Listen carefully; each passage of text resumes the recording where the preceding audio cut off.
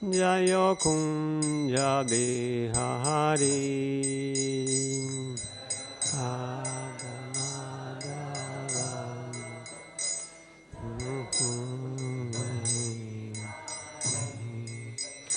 Jayo Radha Madhava Jayo Kunja Bihari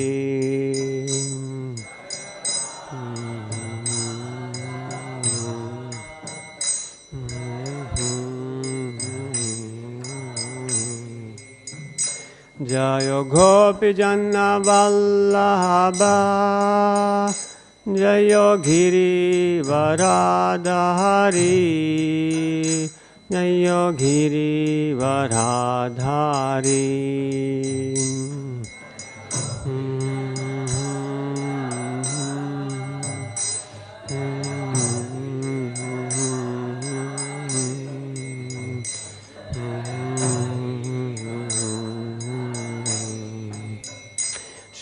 Shodanandana Bhaja Jana Ranjana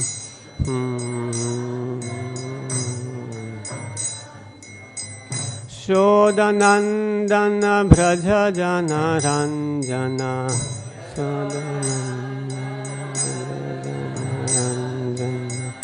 Munatira Vanachari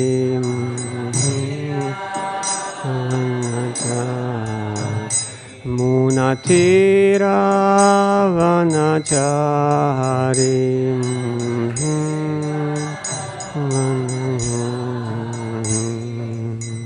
Jayo Radha Madhava Jayo Kunja Bihari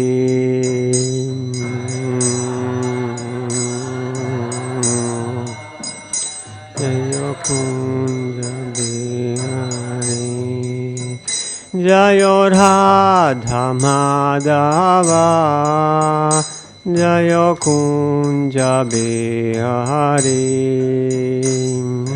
Radha Madhava Jayo Kunja Bihari Jayo Gopi Janna Vallabha Jayo Giri Varadhari Jayo Giri Varadhari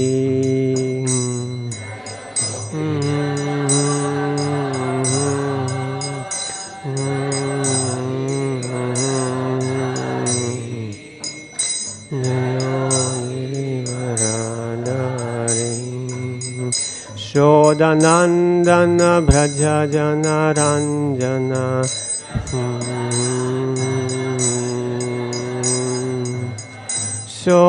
Shodanandana Bhaja Jana Ranjana Shodanandana Bhaja Jana Ranjana Munatira Vanachari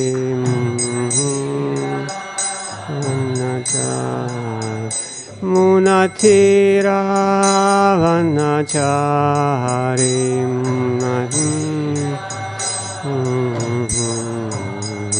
Jayo Radha Madhava Jayo Kunja Bihari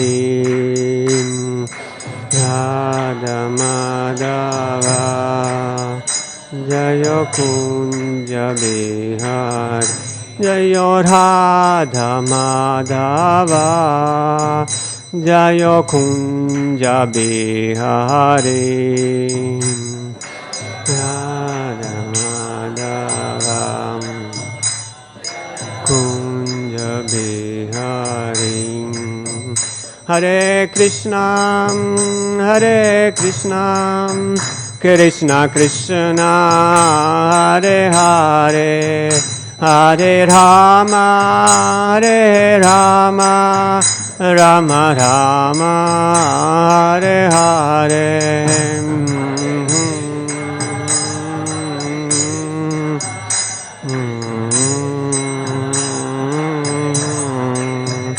Hare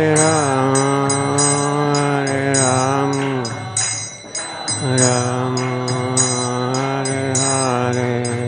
Hare Krishna, Hare Krishna, Krishna Krishna, Hare Hare, Hare Rama, Hare Rama, Rama Rama, Hare Hare.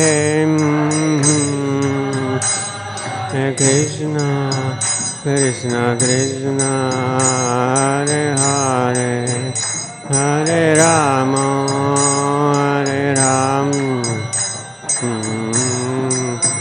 Hare Hare.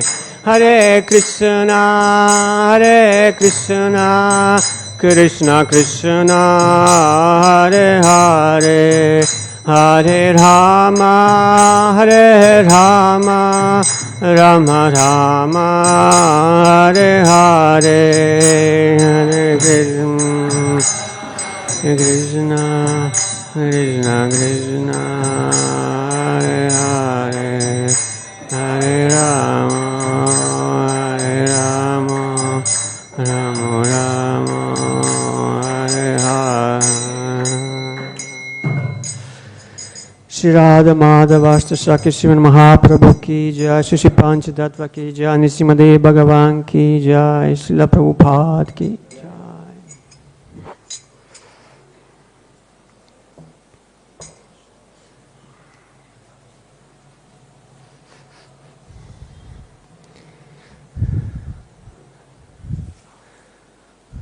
Hare Krishna. This morning we are reading from Srimad Bhagavatam, Canto 3, Chapter 12, Shloka 27.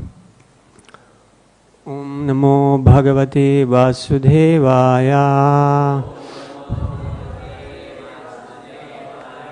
Om Namo Bhagavate Vasudevaya. Om Namo Bhagavate Vasudevaya.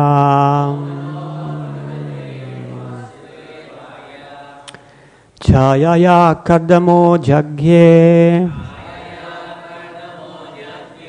Devahutya Pati Prabhu Manaso Dehatarchedham Jagye Vishvakrito Jagat. Chayaya Kardamo Jagye Devahutyapati Prabhu Manaso Dehatarchedam Jagye Vishvakrito Jagat. Please chant.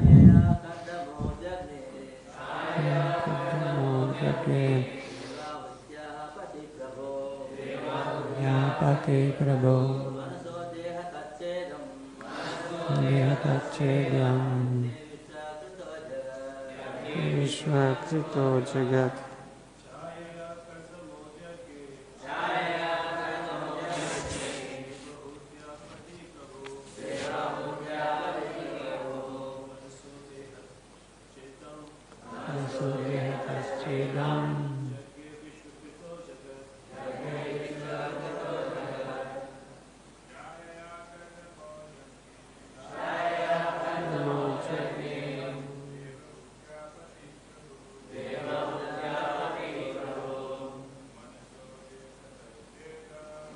So Devataschedam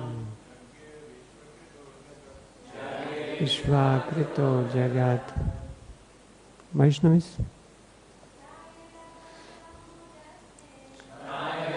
Namo Jagyan Utyapati Prabhu Manaso Devataschedam Vishvakrito Jagat.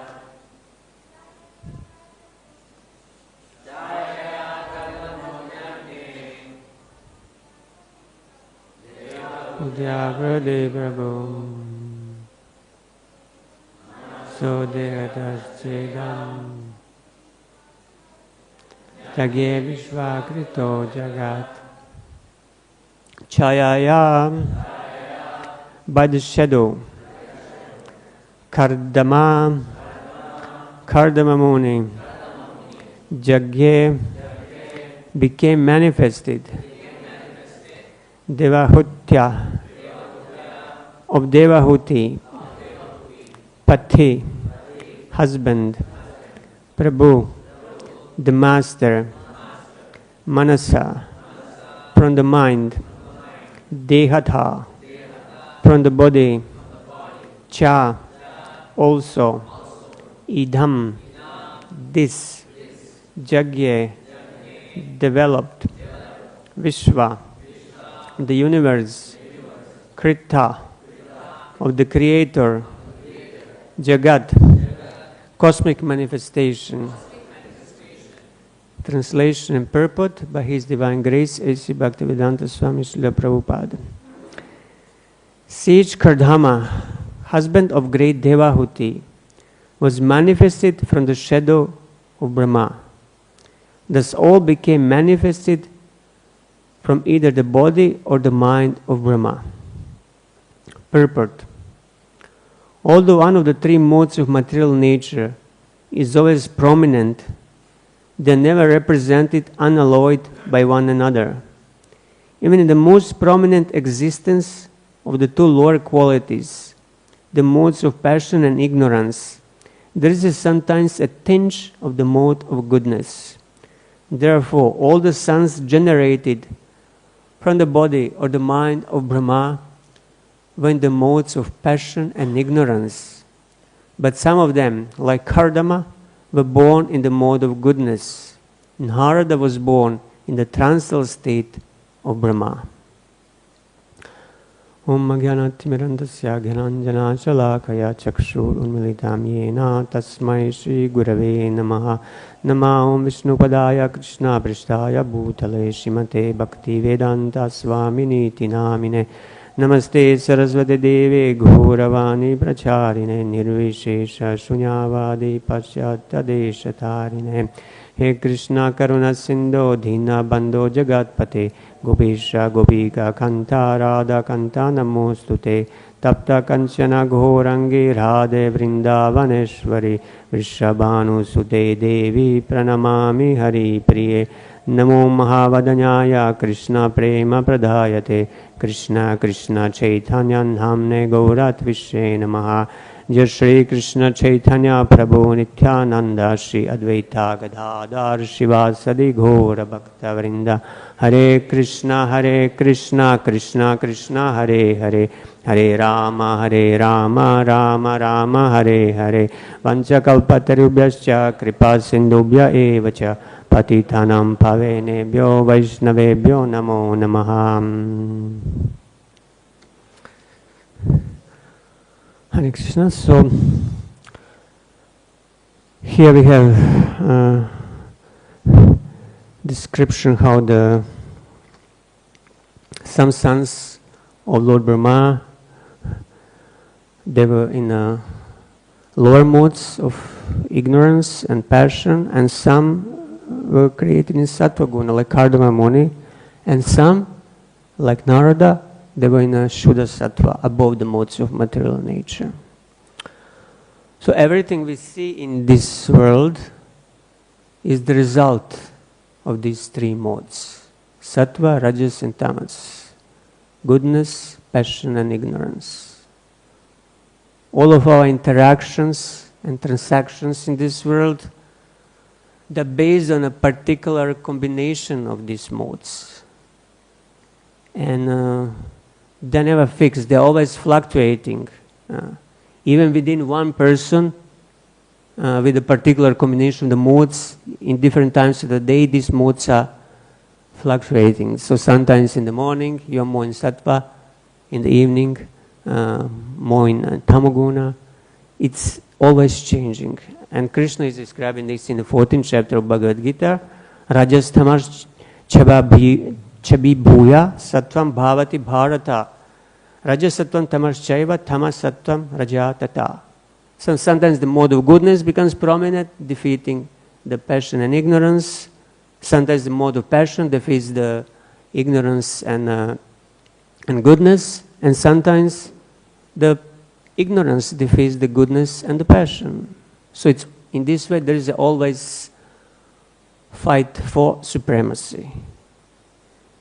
So although one mode, one guna, may predominate most of the times, another mode can at certain times exert its influence. Can we find any examples of this in one person, for example? One that comes to my mind from the Bhagavatam is the hunter Mrigari. In which mode he was? Obviously, he was in the mode of mostly tamaguna. Maybe some passion was there. He was hunting animals, killing animals. This is, ignorant activity.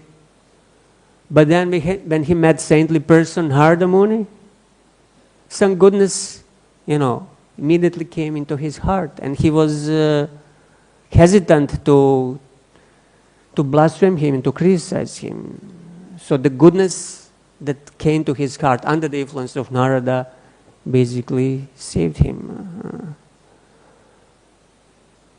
Another that comes to my mind was Nawab Hussain Shah, who was the ruler of Bengal, Muslim ruler of Bengal, who was known as very cruel.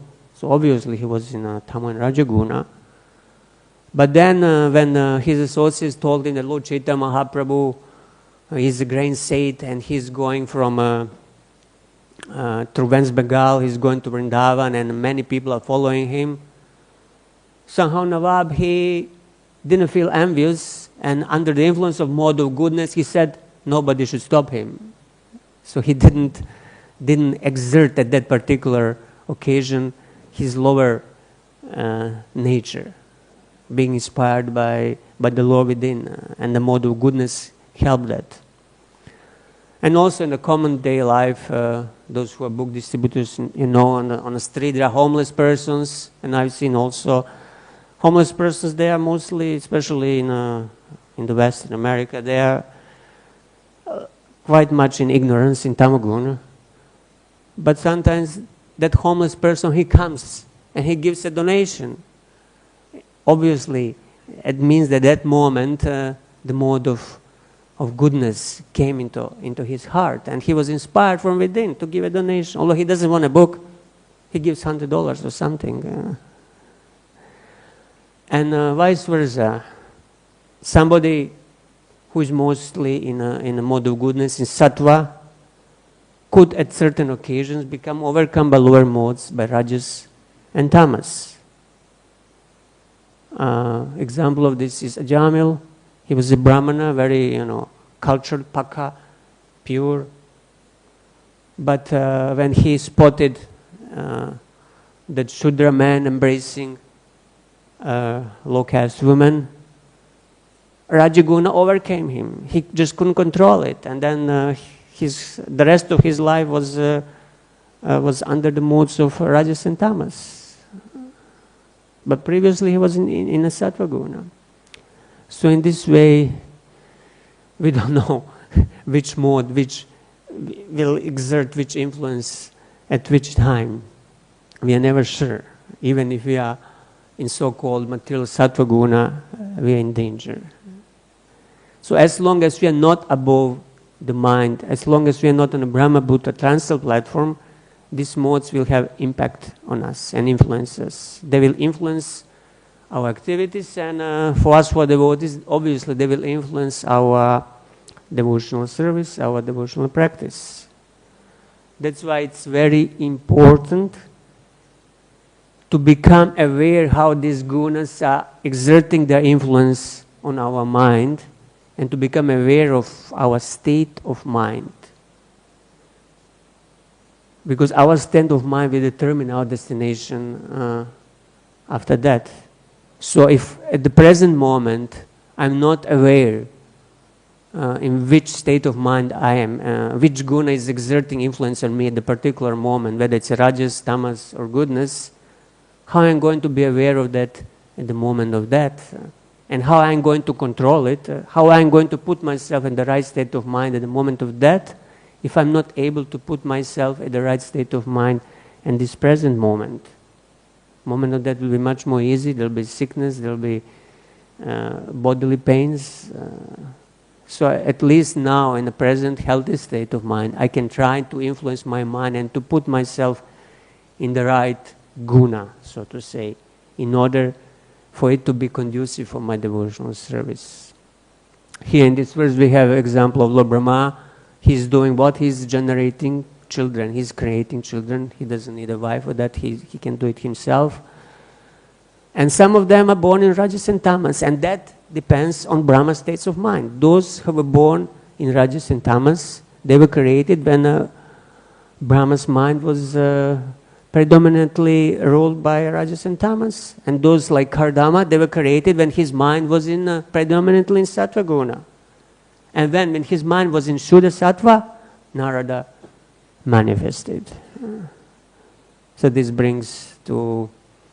reminds me about the importance of Garbhodana Sanskara, for example, for the conception that the Grihastha is supposed to do. They're supposed to bring their mind in the proper state in order to attract the jiva which is elevated. Otherwise, if our mind is in a state of Rajas and Tamas, obviously most probably we will attract such jiva that will be in the Rajas and Tamas.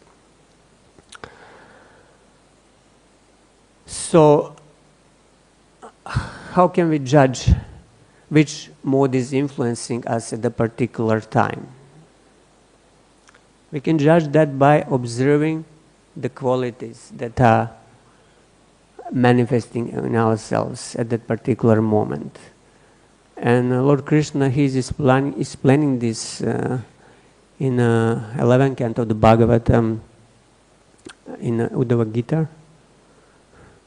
So he's describing the qualities that are manifested from sattva. I'll read some of them to familiarize ourselves with those qualities. So he says, mind and sense control, they are manifested from sattva. Tolerance. So if I'm not able to tolerate, that means it's a lack of sattva guna, basically. Discrimination. Sticking to one's prescribed duty. If I want always to change what I'm doing because I consider my duty too difficult, again, this is Rajaguna, not Sattva Guna. Truthfulness. Truthfulness is manifested from Sattva Guna. Mercy. Careful study of the past and the future. Satisfaction in any condition. This is a difficult one, to be satisfied in any condition. But it's a sign of mode of goodness. If whether I'm rich or poor, or whether I have what I want or I don't have, if I'm satisfied, that means that Sattva Guna is influencing me. Generosity. This is the quality manifested from Sattva Guna. You can ask why rich persons who are billionaires, why they are not generous, if they are not, this is because, they are not in Sattva Guna. They may have billions of dollars, but they don't feel very generous. Or even if they do some so-called philanthropic activity, it's just a cover-up for another business. The next quality, renunciation of sense gratification, faith in a spiritual master, being embarrassed at improper action. This is the quality arising from Sattva Guna. In the next verse and the few next slokas, we'll see Lord Brahma being attracted to his own daughter, and he will be embarrassed actually because of that. And this is the result of Sattva Guna. Charity, simplicity, humbleness, satisfaction within oneself are qualities of the mode of goodness. Then Lord Krishna, he goes on to enlist the qualities manifesting from Rajaguna. Material desire, great endeavor, audacity, dissatisfaction, even in gain. So I'm gaining something, I'm earning some business, but I'm not satisfied. I want more, so I invest more. I'm trading stocks, cryptos. No, but I'm not happy with $10,000. I want more, so I invest more, and then I lose everything. So like this, and we should not think that as devotees we are not influenced by this. I know one devotee is living in Vrindavan for many years. He has everything. He has a nice house. He has a lot of money. But still he has to do some business. He just cannot sit still. It's just his nature that Rajaguna is too strong and he has to do something. False pride is the result of Rajas. Praying for material advancement. If you go to the deities and Krishna, please give me this, give me that, obviously it's a mode of passion. Considering oneself different and better than others, sense gratification, a rash eagerness to fight. If at small provocation I want to fight verbally or physically, that means it's very strong Rajaguna. Fondness for hearing oneself praised. This is also influence of Rajaguna. I want to hear my glories. The tendency to ridicule others, to put others down, because then I will, basically lift myself up if I put others down. Advertising one's own prowess and justifying one's actions by one's strength are qualities of the mode of passion.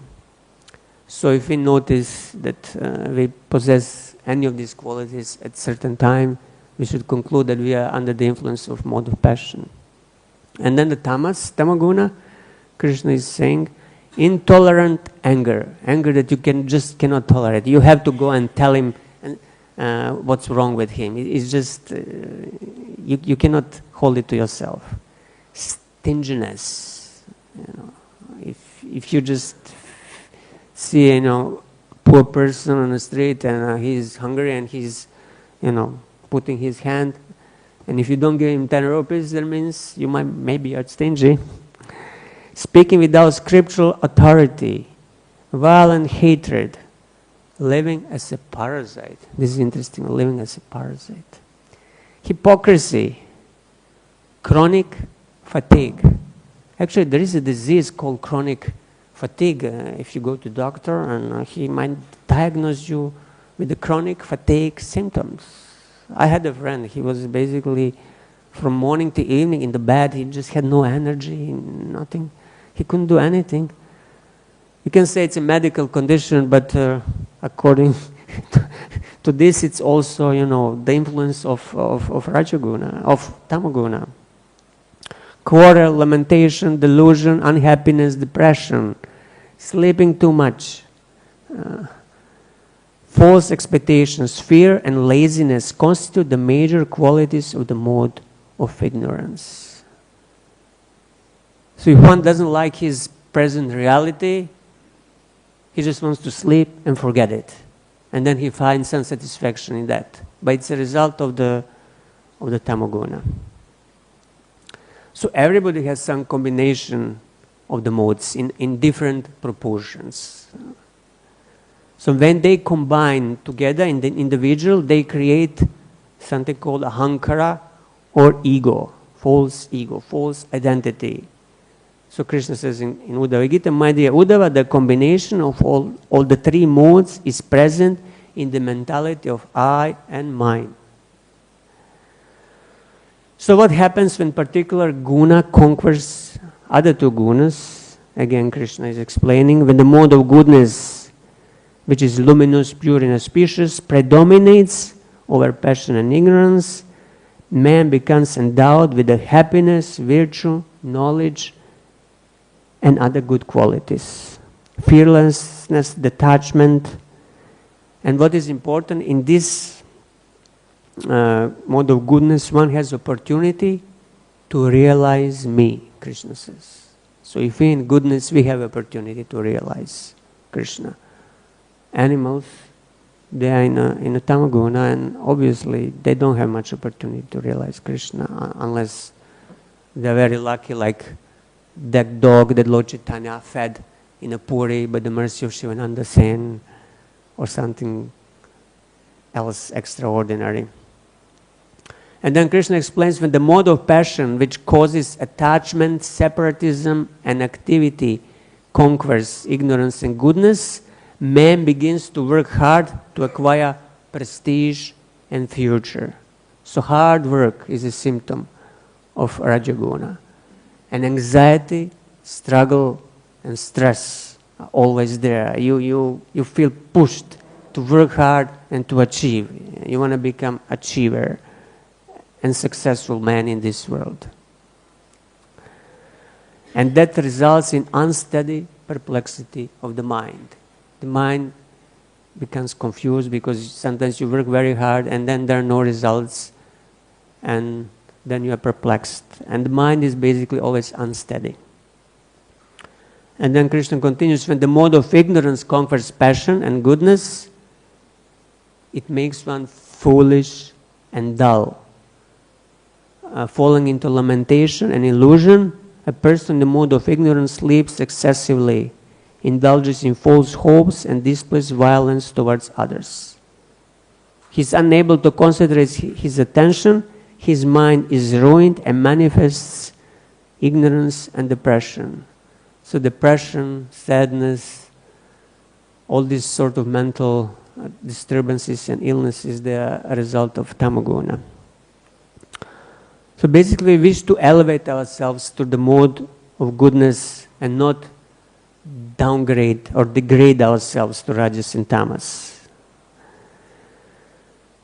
So where these modes are fighting their battle for predominance, what is the battlefield? The battlefield is our own mind. And mind is also the focal point of all spiritual practice and focal point of yoga practice as well. So in Patanjali Yoga Sutra, Patanjali Muni, he describes yoga in the very second sutra. He says, yoga chitta vritti nirodha. He says the yoga is stilling of the changing states of mind. Nirodha is cessation, stilling or stopping. And vritti is a constant permutations of the thoughts and emotions that come and go in our mind. Constant changes and permutations of the states of the mind. And what is citta? Citta is a subtle internal body which consists of 3 layers, as we know: intelligence, ahankara, ego, and manas, the mind. But sometimes the word citta is also used just for the mind. So as the body undergoes transformations from birth, growth, old age, disease, and death, similarly the subtle body or the mind transforms through happiness, distress, peacefulness, anxiety, fear, courage, and so on and so forth. So due to these transformations, we misidentify ourselves with our body and with our mind.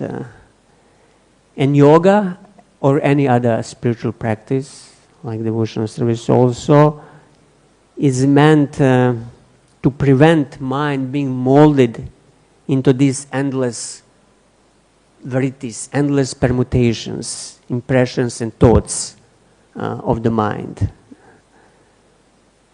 Conditioned soul can be compared like a man sitting in front of a big screen, and the movie is going on there, and he's completely absorbed in it, in the drama, and he completely forgets who he is, what is he doing, because these constant verities, constant pictures on a big screen are coming and going, and you are completely identified with it, forgetting your own identity. So what are the constituents of the chitta, of the subtle body, or constituents of the mind? These 3 gunas, sattva, rajas, and tamas.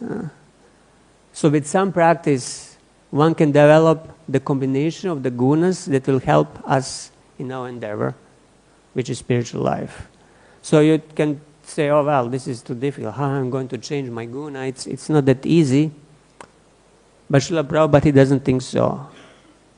In a purport on that Bhagavad Gita verse that I quoted at the beginning, Prabhupada says, if one wants, he can develop by practice the mode of goodness and thus defeat the modes of ignorance and passion. One can similarly develop the mode of passion and defeat goodness and ignorance. And one can develop the mode of ignorance and defeat the goodness and passion. Although there are these three modes of material nature, if one is determined, he can be blessed by the mode of goodness. So if one is determined, he can actually develop the mode of goodness. And by transcending the mode of goodness, he can be situated in a pure goodness, which is called Vasudev state, a state in which one can understand the science of God. So the goal of all yogas, including Bhakti Yoga, is to maximize the presence of the Sattva Guna and to minimize Rajas and Tamas, passion and ignorance. Strictly speaking, as long as we are embodied, we cannot live without Rajas and Tamas, because small amounts of Rajas is necessary for movement, for digestion of food. Without small amount of Tamaguna, you wouldn't be able to fall asleep. But if the Sattva Guna controls, it predominates, then it can control these other two gunas. For example, instead of overeating, I will eat moderately under the influence of Sattva Guna. Instead of oversleeping, I will sleep as much as is necessary. That means the Sattva Guna should control the other two gunas.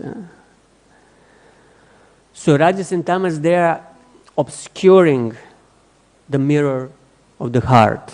And that's why we cannot see ourselves. But once this fog and dirt on the mirror is removed, one can perceive his own real nature. So in the Bhagavatam, in the first canto, second chapter, we find Tada rajas tamo bhava kama loba dayaschaye cheta eter anharvidam stittam sattve prasidati.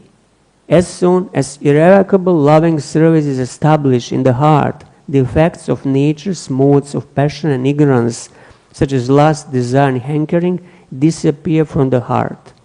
Then the devotee is established in goodness and he becomes completely happy. So in other words, the mind becomes unaffected by lust, greed, and anger, which all arise from Rajas and Tamas. And Vishnu Chakravarti Thakur, he explains in a purport to this verse the transformations of mind arising from effects of Rajas and Tamas, such lust and greed, they completely stop. Anavidam, at which stage? At stage when one has no more taste for material objects, but he has only taste for Krishna's name, form, qualities, and pastimes. This is the stage of ruchi.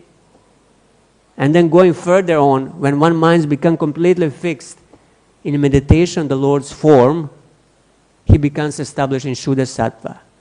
And this is the stage of Asakti. That means that the stage of Asakti, one has transcended the lower modes of nature, and he became transcendental to the modes, even to the material Sattva Guna. But, of course, to come to Asakti is not easy.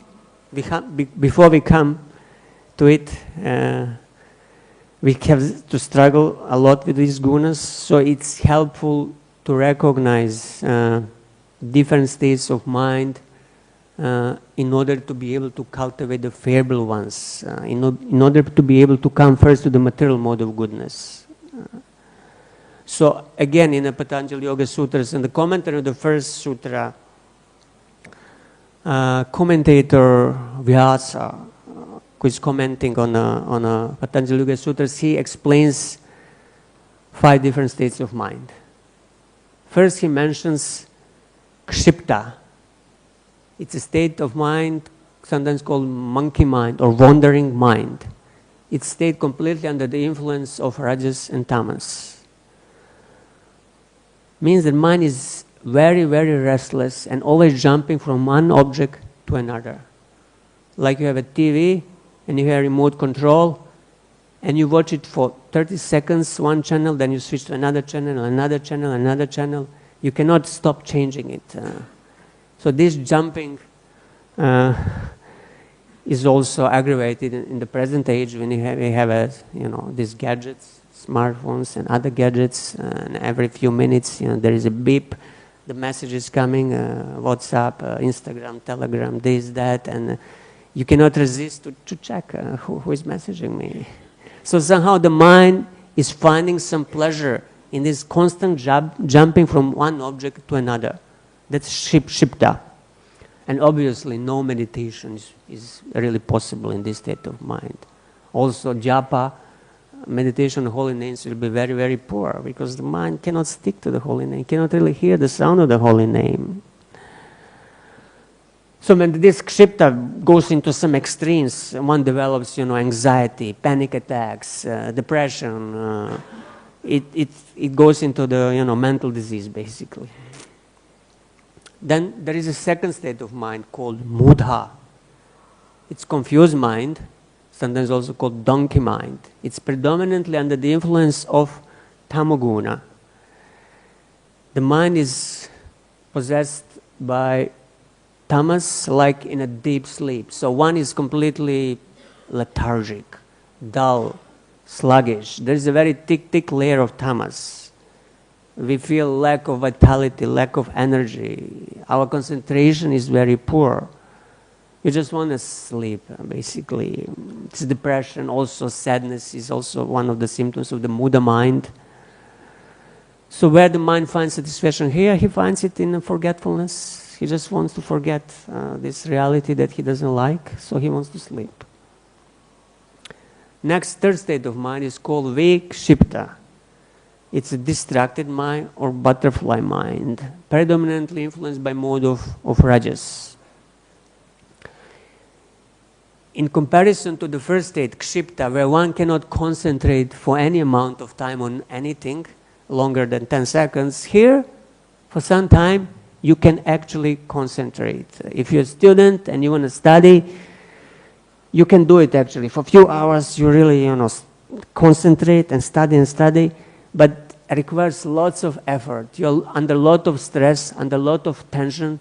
There is tension underneath. You're not relaxed. You're tense. And this lasts for some time, but then after some time you feel so tired that you go flat and you just want to enjoy and do something else. So you can concentrate for a certain amount of time, but because the mind is still predominantly influenced by Rajaguna, you cannot keep it for very long. So obviously, we can chant in this state for some time, but after some time we get tired also. Sometimes you see the devotees very physically kind of chanting strongly, very hard. You see actually how tense they are. That means they're trying to concentrate, but still because the rajas is so strong, it requires physical effort. It's not really very peaceful state. With some effort you can do it, but it doesn't last very long. So there is this, obviously it's very difficult also to do yoga meditation in this state. But there is a state that is higher than this. It's called ekagra. It's sattvic mind that is predominantly influenced by sattva guna, by mode of goodness. Ekagra means one-pointed mind.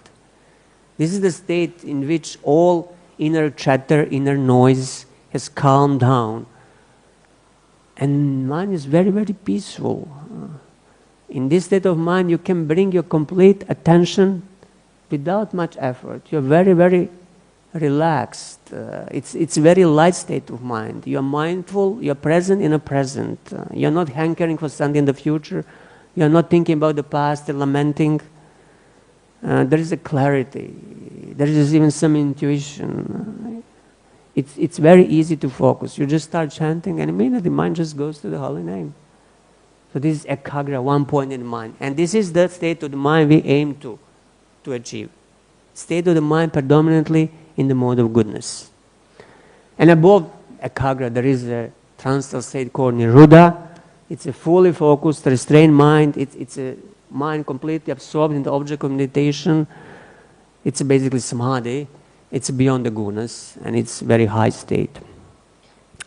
So obviously proper meditation is possible only in ekagra and niruddha stages.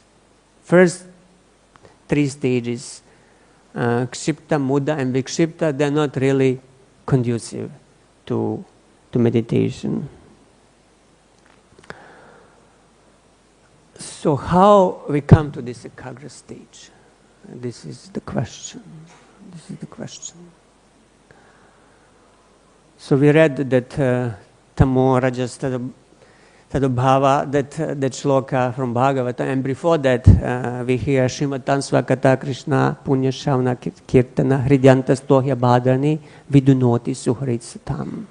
So by giving oral reception, by developing urge, desire to hear about Krishna and chant about Krishna, Krishna is the well-wisher in the heart. He is cleansing these two lower gunas and their influences from the heart.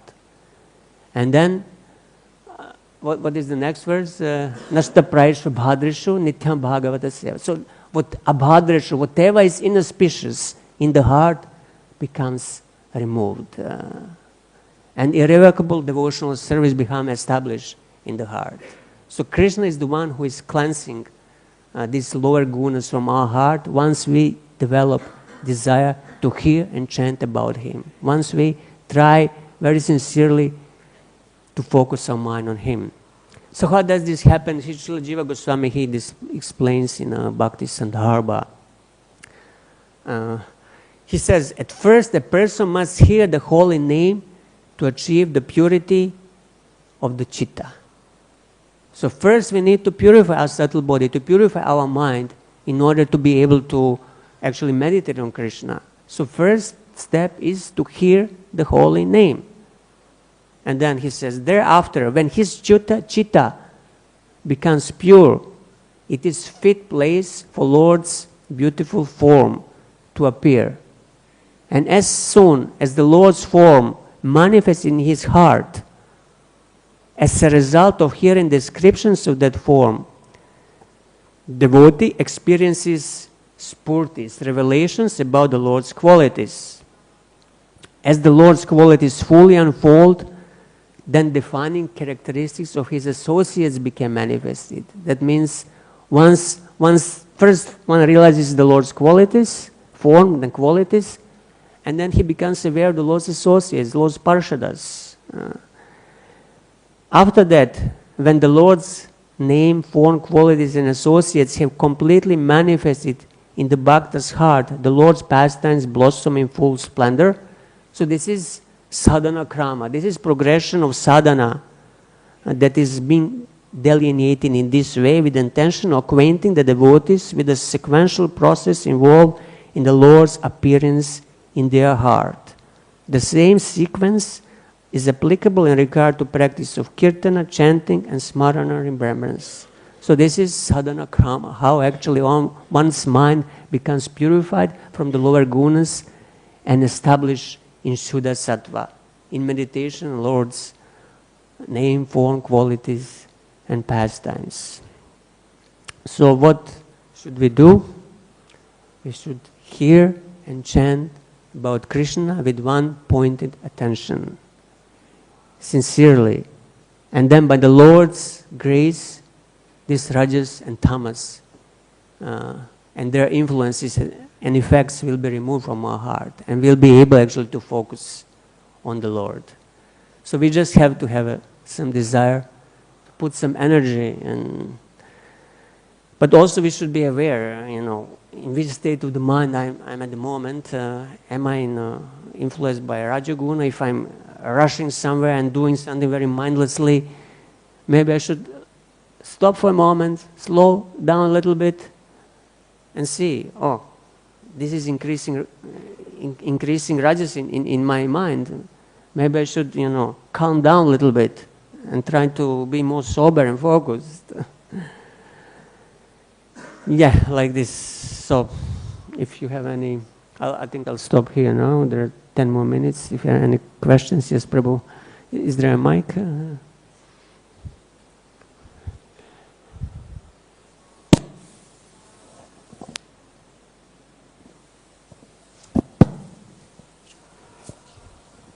Hare Krishna Prabhuji, thank you so much for wonderful, very detailed class upon mind. Yeah. Prabhuji, you were telling about after remembrance comes the qualities when the Lord gets. So what is that technical term we call spurti? Yes, spurti means that you have flash-like vision.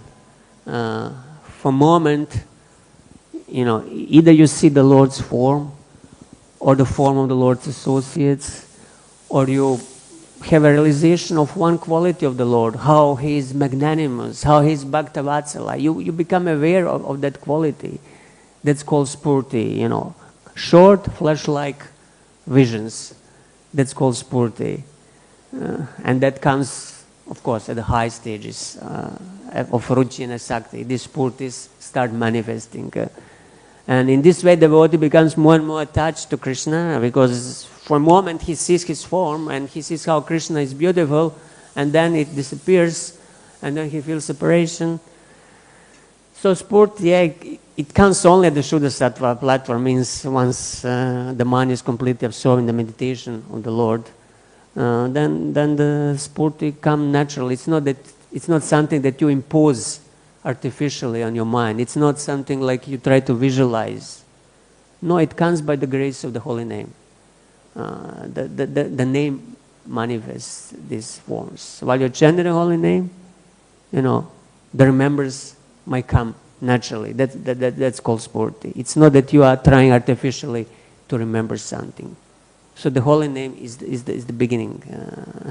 The name manifests everything else. It has to start with the holy name. You cannot really start with the smaranam. Smaranam, with the impure, uncontrolled mind that is still under the rajas and tamas, is just not possible, because it's very unsteady mind. How can you concentrate for any amount of time on the Lord's form?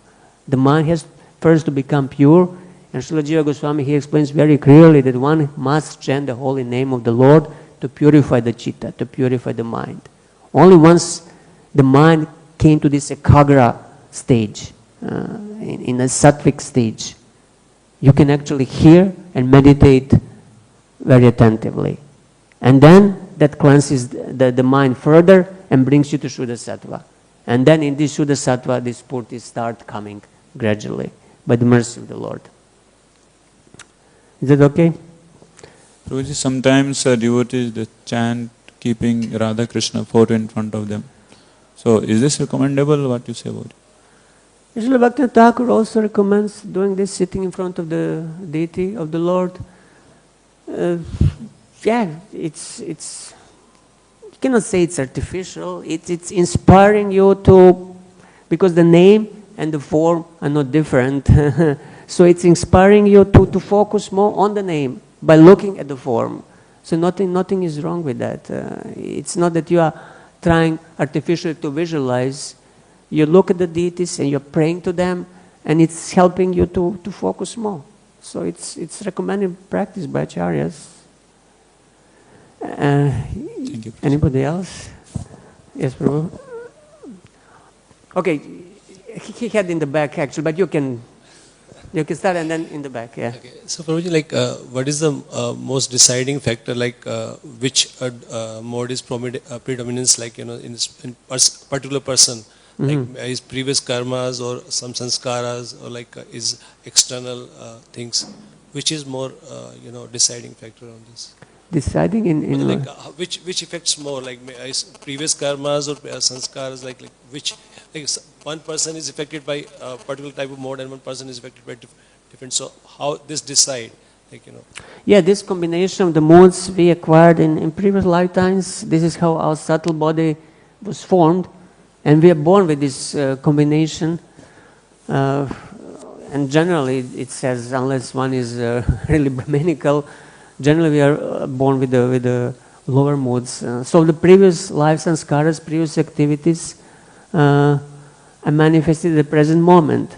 But still you can change it if one is determined. This is what Srila Prabhupada says. If one is determined, he can change it. It's not that you have to stay with this combination of modes eternally till the end of life. No, you can change it in this life. This is the whole purpose of spiritual practice, that you actually change your default combination of the gunas and to raise above the gunas.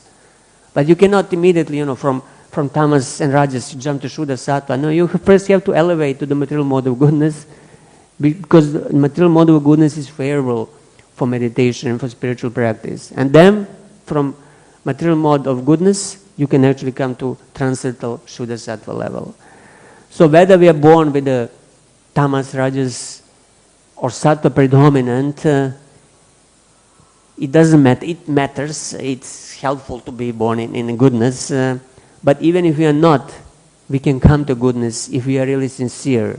If we have the mercy of Krishna and devotees, and we take up the practice of Krishna consciousness, we can actually develop the mode of goodness and be elevated through that.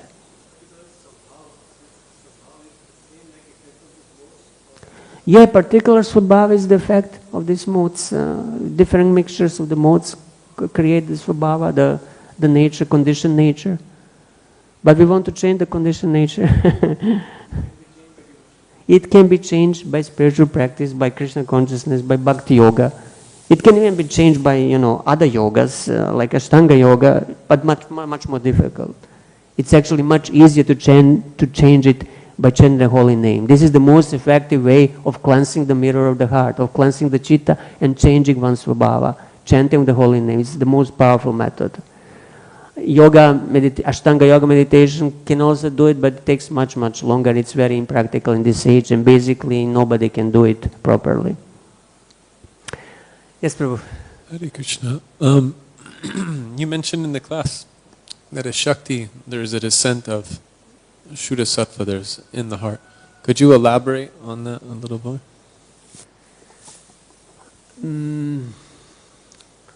So when the mind, this is what Srila Vishnu Shakti Thakur describes on the comment on that verse.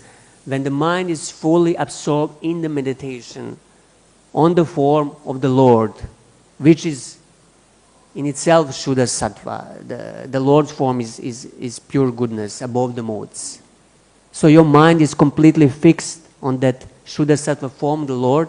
Your mind also acquires the nature of Shuddha Sattva, of purified transcendental goodness. Means it becomes transcendental to the modes of passion, ignorance, and material sattva guva. It becomes transcendental to the modes. It's not anymore under the influence of the modes. You are not anymore controlled and moved in this world by these modes. This is Brahma Bhuta stage. So Shuddha Sattva is just simple stage of constant meditation and absorption in the Lord. And in that state, one is not anymore under the influence of the three modes of material nature. One is basically transcendental, although he might be still embodied externally in the material body, but his mind is completely transcendental above the modes. This is called Shuddha Sattva. Otherwise, Brahmanas, they're said to be just in material sattva guna, but this is still material mode, and there are some tinges of passion and rajas and ignorance. Even on material platform, there must be some tinges, as the verse describes. It's not possible to have a pure sattva guna. To have pure sattva guna is possible only when one raises completely above the material modes, when one is established in a meditation on the form, qualities, pastimes of the Lord. This is the stage of basically samadhi, and in that stage, gunas do not affect us anymore. Yeah, we have to realize that. Just speaking about it can give us some idea, but we have to come to that, and that's only possible through personal realization. Yes, Prabhu. Hare Krishna, Prabhu. So regarding this ekagra chitta, I was remembering the verse from Bhagavad Gita, Vivasayatmika buddhi. And in commentary of that verse, as Prabhupada quotes, Vishwanath Thakur says that making the instruction of the spiritual master as life and soul. So is there parallelity in these two? Yeah, this is one-pointed mind, and this is one example of one-pointed mind to completely focus on instructions of the spiritual master. But that one-pointedness will bring you also to the one-pointedness of being completely absorbed on the Lord's holy name, form, qualities, and pastimes. So it's slightly different meaning in that particular, but it leads to the same. The goal is to become completely absorbed in the Lord, His name, form, qualities, and pastimes. That stage of samadhi, devotional samadhi. And then we are above the modes, and we are not controlled anymore by the modes. And then what happens is, what was it? Stitam Stitam Shuddha Prasidati. One becomes completely satisfied. Stitam Sattva Prasidati. Once established in this Shuddha Sattva, you become completely joyous and happy. The soul becomes really satisfied. Stitam Sattva Prasidati. This is the result. One becomes transcendently happy. So, actually, Guru, I was thinking that when we take the instruction of the spiritual master seriously and execute it, then Guru becomes pleased. Then yasya prasadat, Bhagavad prasad, that verse is there. So automatically everything will follow. This is what I was thinking. So how correct it is? Yeah, this is correct. But the mercy of the spiritual master and Krishna, one becomes raised to this platform, to this platform of Shuddha Sattva. And but we also have to put some effort in sadhana also. So it's both kripa and sadhana. So sadhana means our own effort to hear and chant about the Lord, and this is also the instruction of the spiritual master. And then by the mercy of the Guru and Krishna, one becomes established in transcendental sattva gunas, titam sattva prasidati, and then we become fully happy. This is the goal. Anything else? Okay, thank you all very much. Srila Prabhupada ki jai, Srimad Bhagavatam ki